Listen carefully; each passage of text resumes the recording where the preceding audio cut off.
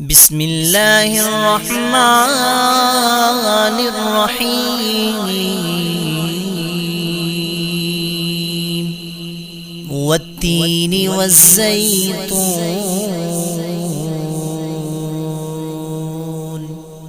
وطور سينين وهذا البلد الأمين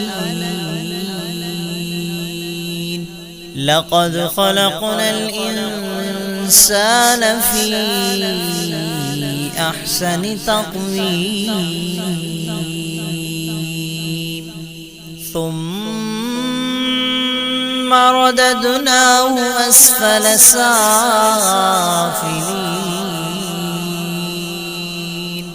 إلا الذين آمنوا وعملوا الصالحات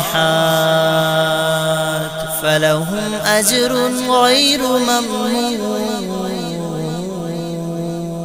فما يكذبك بعد بالدين أليس الله بأحكم الحاكمين